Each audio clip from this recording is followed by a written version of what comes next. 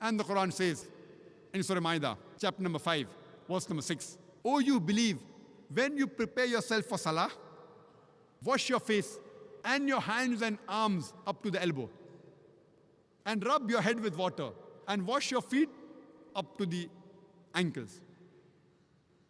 Ablution, wudu, is one of the prerequisites before salah. Wudu is fard. The same message is even given in the Bible. If you read the Bible, it is mentioned in the book of Exodus, chapter number 40, verse number 31 and 32, that Moses and Aaron and their sons, they washed their hands and feet thereat. And when they went to the temple and when they approached the altar of God, they washed as was commanded by Almighty God.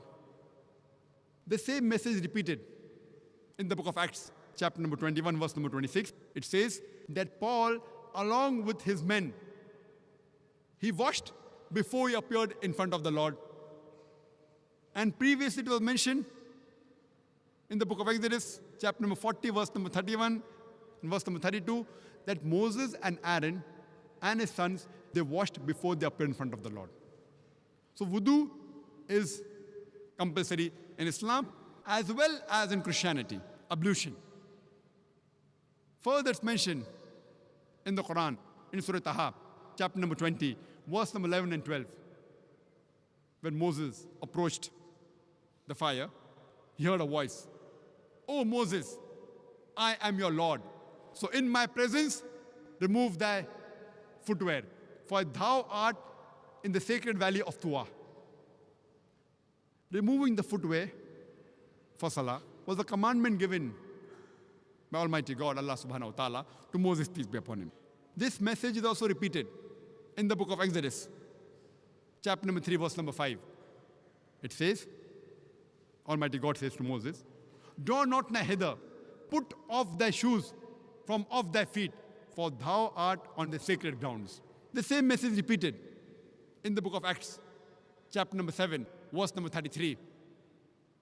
"Put off thy shoes from thy feet, for thou art on sacred grounds." So because it was a commandment of Almighty God to Moses, we remove our footwear before offering salah. But it's also mentioned in the hadith of Muhammad sallallahu alaihi wasallam in Abu Dawud, volume number 1, book of Salah, chapter number 240, hadith number 653. Shuaib, may Allah be pleased with him, he said on the authority of his father that his grandfather said he saw Prophet Muhammad, peace be upon him, pray with his footwear as well as without his footwear. So we Muslims, we can offer salah with our footwear as well as without our footwear. But when we offer with our footwear, we have to see to it that we clean the soles.